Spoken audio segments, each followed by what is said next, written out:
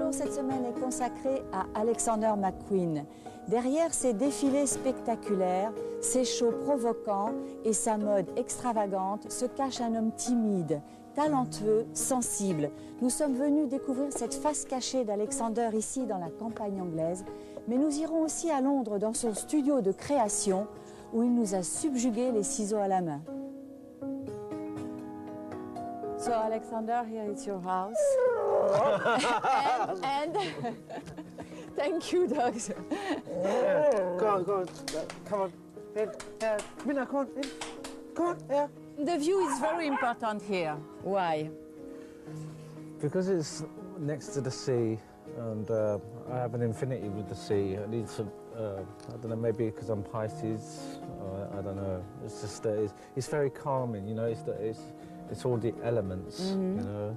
And when it rains and it snows and you're near the sea and you can hear the waves and you can see in England we see white horses, you know, the big, you see the waves, and it's very melancholic, but it's very romantic.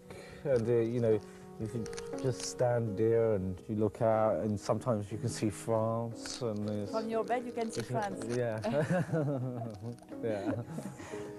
But it's a very old house. 400 years old, really old.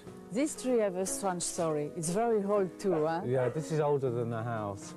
This is over 400 years old. It's an elm tree, and we uplight it at night, and it's very Tim Burton. He's a good friend of mine, and it's good inspiration for you. Remember the Conciergerie show? Yeah. So I designed the Conciergerie show here. Ah, yes? Yeah, because this tree was the start of the show for, you know, the wolves. Yes. This was the start of it.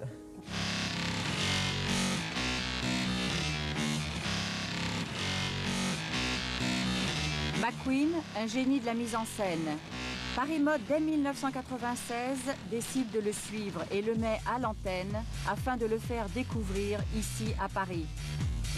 Diplômé de la St. Martin's School en 1993, il crée sa marque dans la foulée, n'ayant pu accéder au studio de Jean-Paul Gaultier et de Martin Margiela, les deux seuls créateurs qui l'intéressaient. À l'époque, c'est la galère, les temps sont durs. Issu d'un milieu modeste, McQueen ne bénéficie d'aucune aide.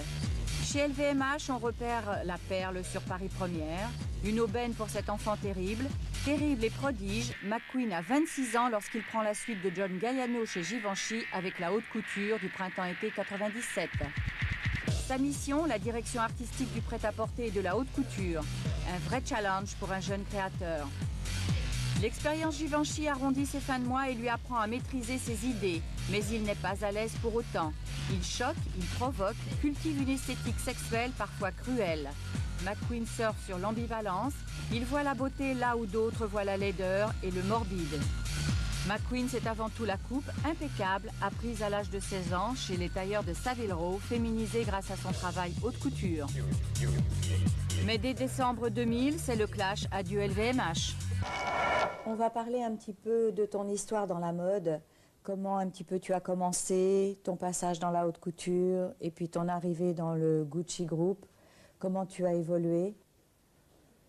I'm much more relaxed as a person. The Givenchy days, as you know, was quite traumatic. It was a lot of work. I was 26 at the time when I started Givenchy. It was a great experience, but maybe it was for someone so young. I think it was a lot of work to do because I was designing 14 collections a year. It was incredible. I would never go back there. I mean, I would never step back. I'm glad I did. Yes, of course, it was one step in your way, yeah. And I'm glad it was when I was young, and because now it's made me more confident in my own work. And I think I understand more what I'm looking for in my life, in my work, and because even if sometimes I wouldn't like to think so, my work does run into my life.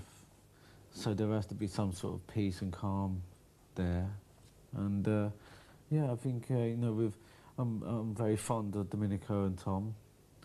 And I'm very... They let you very free? Completely, 100% artistic control over my company and over the illusion of Alexander McQueen and the shops,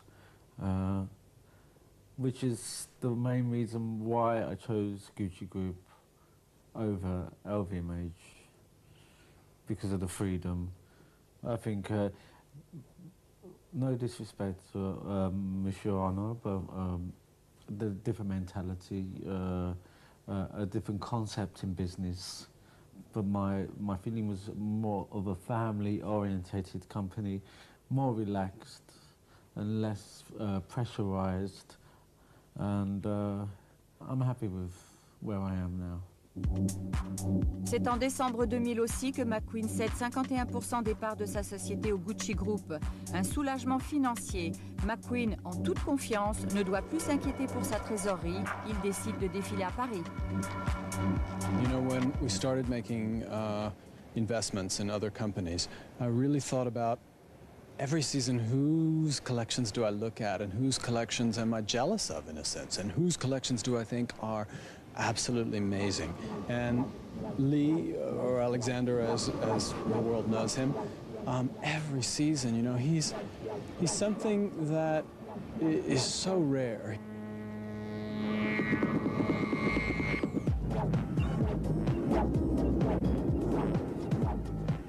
One day Tom came to see me and said, you know, we really need to think about Lee McQueen. And I never forget, he gave me a tape of what I thought was the most moving, beautiful shows that I've seen. I've seen a lot of shows. Really, it was the show about the birds, called The Birdcage. And I thought it was beautiful, it was simply beautiful. It was very moving, it was beautiful, the clothes were beautiful. He's a real poet. And the wonderful thing about Lee is he is poet, and he won't like this either, but it's true, poet and commerce united, because he's very practical, he's very real, he understands, he wants to be successful, and so he understands that, you know, you can express whatever you want on the runway, but you have to have something beautiful on the hanger to sell to a store. In fact, I think the performance of the McQueen stores that we have opened so far has been very, very strong, somewhat stronger than even we expected. And despite the fact that, as you know, we've gone through the last 2 years being sort of difficult economy in general, and for the luxury industry in particular. En avril 2004, Domenico Desolé et Tom Ford vont quitter le Gucci Group. Espérons que leur successeur saura respecter le talent et la personnalité de McQueen. Alexander, tu vas nous parler un peu d'architecture, parce que cette maison, c'est toi qui l'as voulu comme ça à l'intérieur. Et quand as-tu commencé à t'intéresser à l'architecture? Yeah, I mean, it's always been a passion of mine.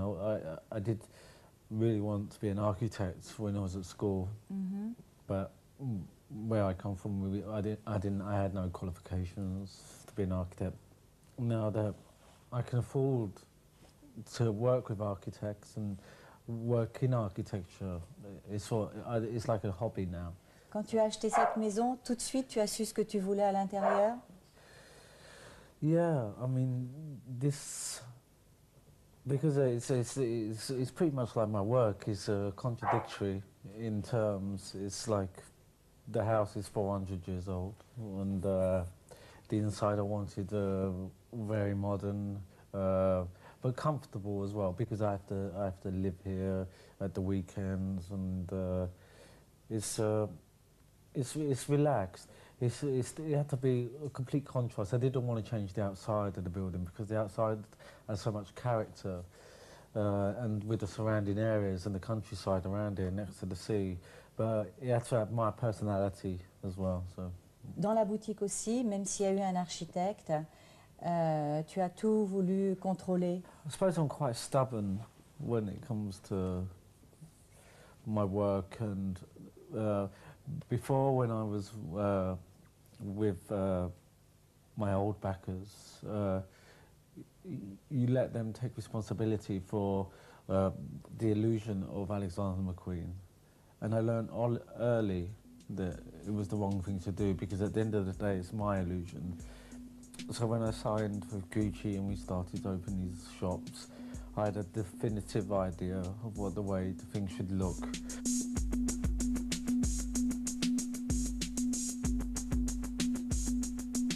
I think it's very theatrical.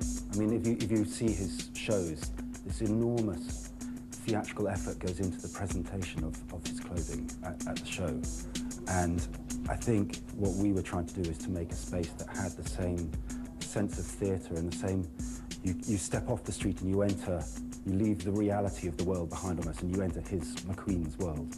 And hopefully, I mean, there was a balance to be found between being too theatrical and overpowering the clothing, and having something that was theatrical and very distinctive, yet allowed the clothes to shine.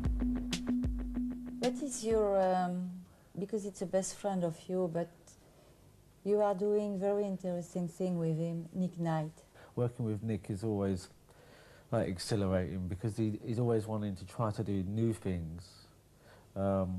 I mean, the work I do for showstudio.com, his website, I mean, it's always revolutionary. Yeah. It's making a wedding dress out of a man's suit, and this is a real performance.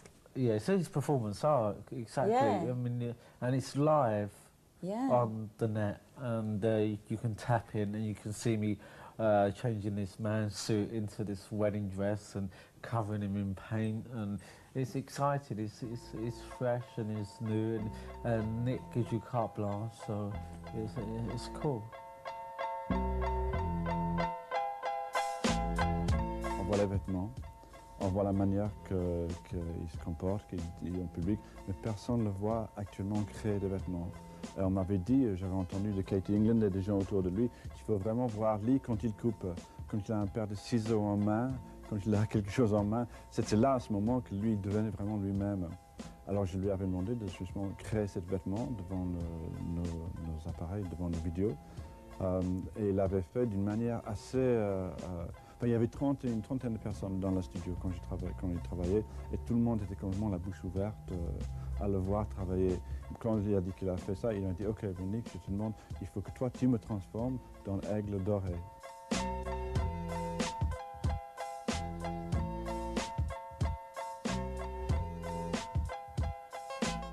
Do you think that one day you will do paintings or something else, sculpture or artistic thing, I'm sure?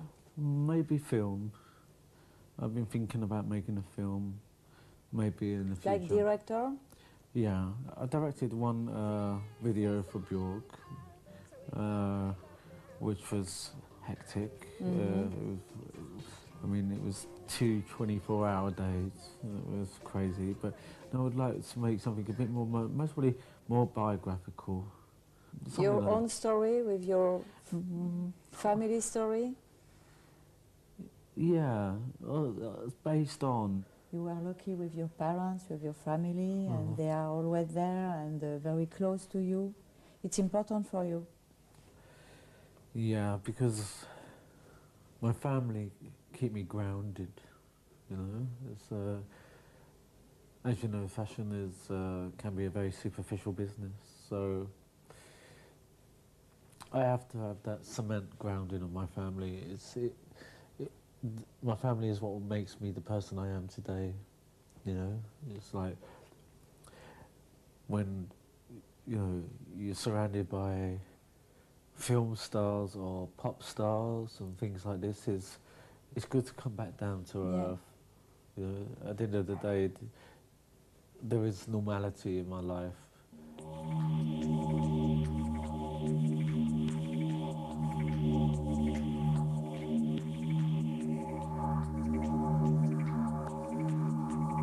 De retour à Londres, après nous avoir ouvert les portes de sa maison, Alexander McQueen, comme un gamin, prend du plaisir à nous faire découvrir ses archives. Are you excited to see again some pieces like that one? Yeah, yeah, really. I hope it's there now. I haven't seen it for a long time.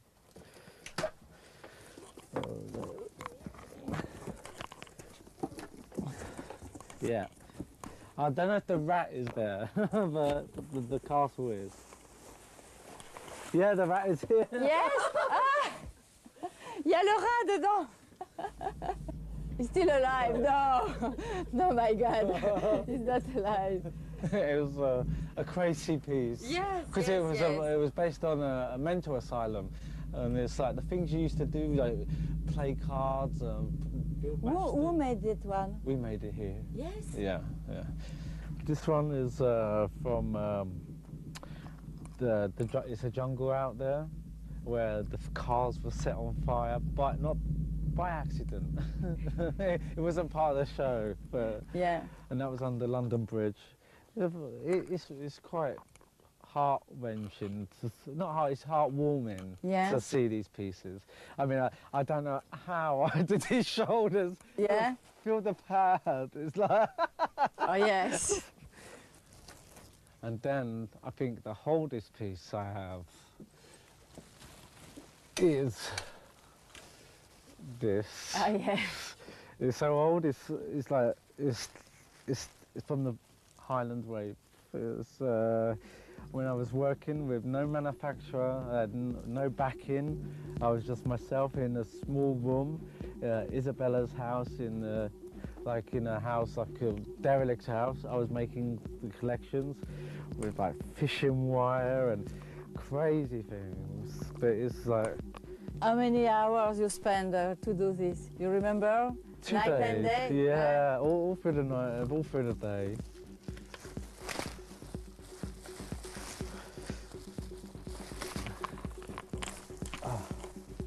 Oh yeah. It was made here too, no? Yeah. With your. With the corseted man's jacket, with all the stitching details of the couture. We always speak about Savile Row, but we can see what you learn in Savile Row in every pieces. No? Yeah, no, definitely. It is like one base, or I don't know, like. It's fundamentally it's what the collections are based on. You know, Yeah. it's the construction. Yeah. So, but there's so much here. I mean, there's like crazy things. It doesn't seem so long ago, but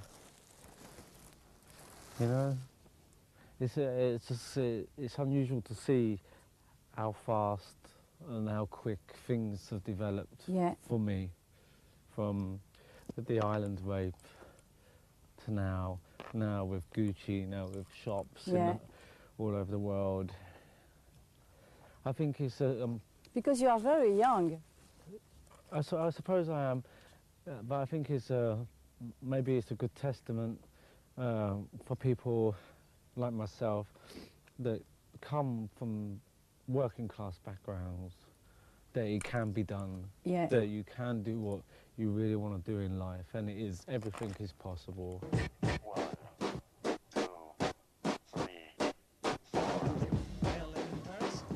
Sa société emploie 20 personnes à l'année, 40 pendant les mois de défilé.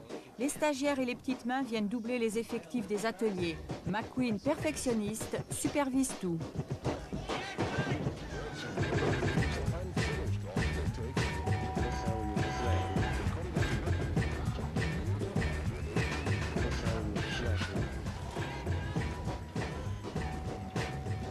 Ici, tu travailles vraiment avec des ateliers. On pourrait dire que c'est un vrai travail de couture pour tes collections. I've always, you know, to make me very sort of like interested in a show, I have to do lots of hand work. I have to see, because when you manufacture garments like you do in Italy, you can't really see the process, and I need to see the process. I need to see the patterns develop. I need to see. I just need to be more hands-on with my work, you know.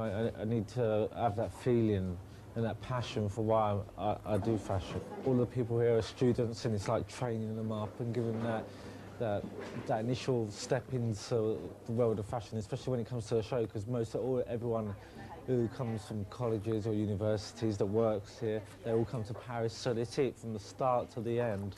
So it's almost like a mini university for students.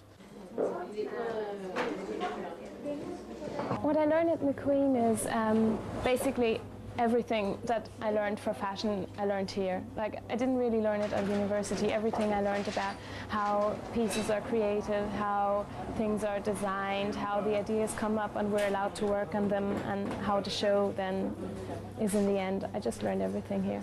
Because you're working so many hours, you just learn so much and you have to take so much in, and you just get used to working to deadlines all the time, and learning just to do your best all the time, even, you know, everything has to be of a certain quality and standard. Ils ont beaucoup de chance de pouvoir travailler avec toi. Je ne sais pas si toi, tu avais eu cette chance au début. When I started in London, there was nothing like this. Yeah. You know, it was, because they are, it's as close as we can get to haute couture in England. You know, we do all our embroideries for the show here. We do have a part of the collection that's purely handmade. I'm also lucky to have them, do you know what I mean? Because it's very long hours, it's 7 days a week, and this particular show has been really laborious. It's taken like 2 months. Est-ce que tu continues toujours à chercher des nouvelles techniques, des nouvelles matières et des façons de faire les vêtements? Fundamentally, to me, this is what fashion is about, because you have to move forward, you have to progress, you have to find new techniques of cutting, new ways of developing fabrics, new, you know, even if it means starting with maybe 100% cashmere wool suiting it and destroying it and then remaking it and then coming up with something fantastic. We like to make mistakes because you get the best ideas from mistakes, and this is what we do. We make loads of mistakes here.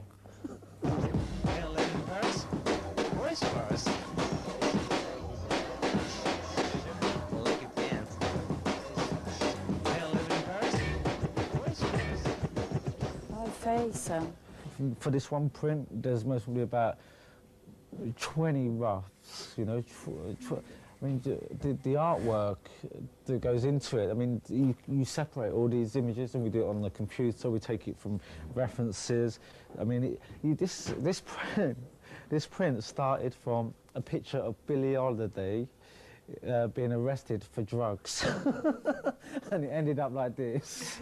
So this is interesting. You know why, Alexander? Because when we look the show, they cannot know, you know, how it's difficult to do it and how it's. But this is, I mean, this is why design or fashion is so expensive, because of what goes into the garments. You know, it's not just about printing something. This is like meticulously like engineered around the body. You can't. A high street can't do this because they can't afford to do this. This is what we do, and this is why we do it, because it brings fashion to another level. Yes, yes. So we go through lots of techniques, like the Devoy jersey. You see, we burn it out. Ah, yeah. And we go through like hundreds and hundreds of strike-offs, we call them, before we can get to the one we use. These are rejects because of the colourway is not right and whatever, but you know, it's just constant, this glows in the dark, and it's just like laborious work. Je voudrais aussi qu'on parle des accessoires de Sean Lynn.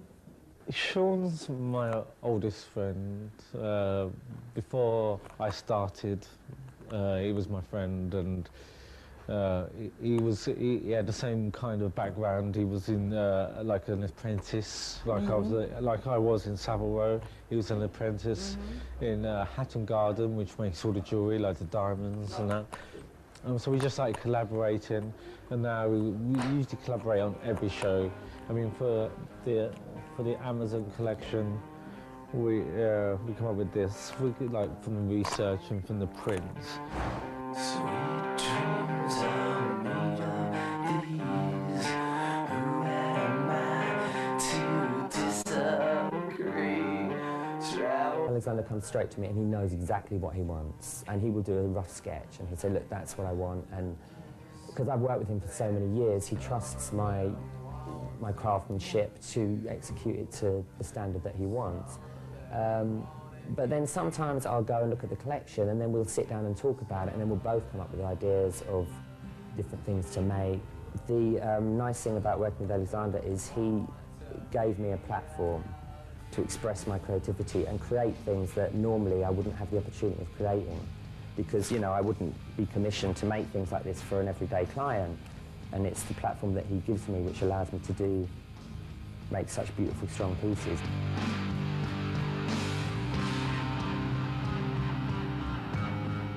It's always about pushing to the extreme the human body, the human nature. A lot of people got confused thinking it was more to do with misogyny, but it was never about misogyny. To me it was art because the chalices, the cages were based on Anne Belmer. Yeah. And the contortion of the body, you know, and as a designer you're always working with cutting up the body into different proportions, different shapes. This is what a designer's job is to transcend what fashion is and what it could be.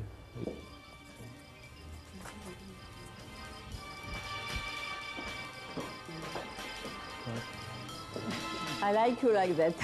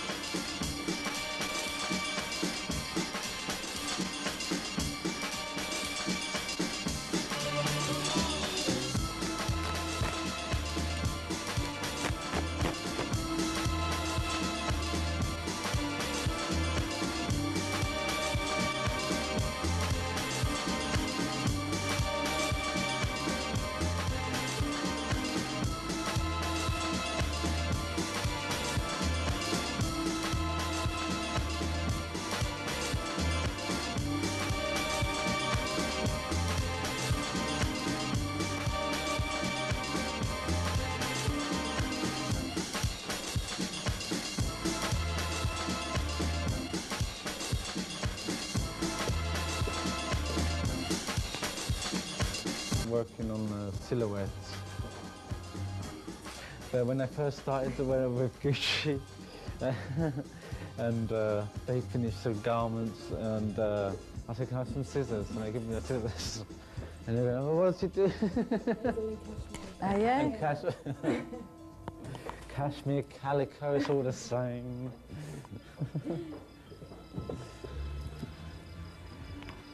Okay, so we'll just put that in all the way around. Okay. Depuis ses débuts, Alexander McQueen cultive goût du spectacle et sens de la théâtralité. Chaque saison, il nous raconte une histoire mise en scène avec la collection. Est-ce que tu as beaucoup changé? Est-ce que tu as beaucoup évolué dans l'idée du show et de tes collections? I suppose more mature. You know, it's before, like years ago, it was, you know, mainly about the shock tactics of the show to grab the attention of the press, make some form of statement. Today it's more theoretically thought out. You know, the collection and the time. You know, my mind is constantly working overtime to come up with a concise and directional collection that is fundamentally sellable, but is also on a higher plane, on an artistic level. For myself, it's no longer about shock tactics, it's about more about purely the aesthetic of the collection. What makes Ken so tenacious? The moon rules influence, including the inner juices of human beings, that which assimilates and feeds the body. Pour ce défilé, est-ce que c'est la suite des autres défilés ou est-ce que c'est complètement quelque chose de nouveau? No, this show started from a film. It's called They Shoot Horses, Don't They? Ah oui. I wanted to work with a friend of mine who's a dancer called Michael Clark, and I've always wanted to incorporate movement into the clothes, some form of emotion through movement of dance. And I'd watched this film by accident about 8 months ago, and it was emotional. And he had all the feelings of a McQueen show, the sadness, the happiness, the desperation, and it seemed quite relevant to what was going on in the world today. On a design level, the clothes are much more feminine than they've ever been. It's in a period where glamour was at its height, the 1930s, but brought forward to the present day. And working with Michael Clark, it just pushed that illusion on. It pushed that modernity on. It's the most complicated show I've ever done because we have about 38 dancers and 35 models, and it's exhausting. Rehearsals, dress rehearsals, fittings, choreography, and it's a hard one.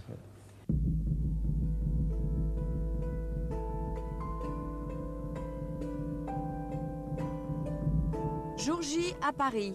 Dans les coulisses, on termine les dernières robes et l'on s'entraîne encore. En salle, le public afflue à l'un des défilés les plus courus des collections parisiennes. He's just an artist and he works with the clothes like you might work with a razor blade. He cuts very, very sharp silhouettes that move like birds in the sky. I think he's the only designer that can make something move. And I did not know that you are a great dancer like that. I didn't know either. No. Honestly, no. I mean, this guy Michael just told us all what to do and we just did it. So it was so much fun. One of the most beautiful shows I've ever been in, I think. It was just amazing. It really was. I think everybody in this show really realized that they were doing something special and that you had to not hold anything back, you know? So it was incredible. Being around the models is very interesting for me because they have a very different physicality from the very strict training that I come from. And it's kind of been the week, this whole week has been a bit like that film, like 5 days of dancing and running and dancing. And by now, I'm sure that everyone involved feels kind of like the people at the end of the show.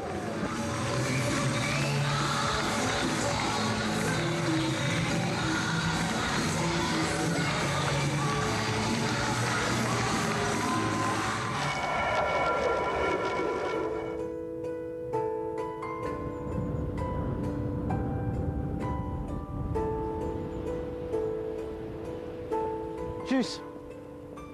I come here a lot when I'm about to design a collection. Yeah. And, you know, to think about which way to go and just to think about the business and but mainly... like a meditation? Yeah, completely. Because I used to meditate and I used to do yoga and, you know, you sit where I'm taking you now, there's a cliff. You can just look out to France and you see the birds and they fly right close to you. You see the rabbits. It's just like, to me it's like peace and quiet. It's like heaven. Yeah. So, it's heaven. It's quite shocking that this crazy thing about Alexander McQueen, party animal and this, and now you see me like Snow White. Yeah. This is why I think this is why I find so much inspiration in nature, because how can you compete with this? Man can't make this. This is made by nature. Yeah. In Paris, it's important just to show your fashion now. You know what? I'm surprised because I like Paris more than I ever did. Ah, yeah? Yeah. I like Paris much more than I did when I was at Givenchy, because I was just going from my apartment to Givenchy and back again. I didn't really know Paris or understand the people properly. And now it's like every time I go there for the show, I have more. I make sure that I go a few days before so I can go to some exhibitions. I respect it much more than I did before. I thought I would say that because I had such bad memories of Paris. What do you expect for the next years? No, I believe in destiny, and if my destiny still lies in fashion in the next 5 years, then that's good. If it means my destiny takes me somewhere else, maybe film or, I don't know, art. But you are open. I'm open, you know, it's... like here. like my life is an open Yeah. book. Yeah. In England we say, I wear my heart on my sleeve. Yeah, it's, you know, I'm at peace with myself now, you know. It's a nice place to be because I'm under no pressure, except my own pressure. But I'm always pushing myself, so it's good. Thank you, Alexander. Thank you. Thank you.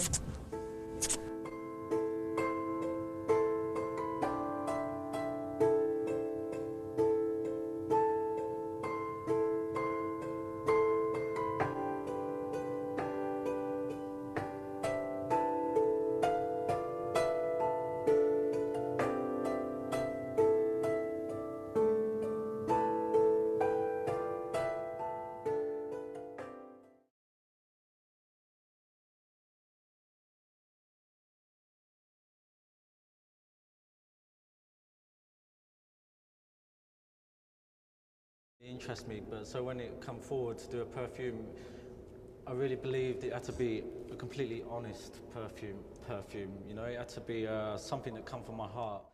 The play on structure is with high-tech and traditional, so you have this rich red ruby Venetian glass with this metallic surround. So it kind of balances out with my own collections, playing with tradition and playing with modernity and balancing it out so it becomes the perfect equilibrium. I think it does that, personally.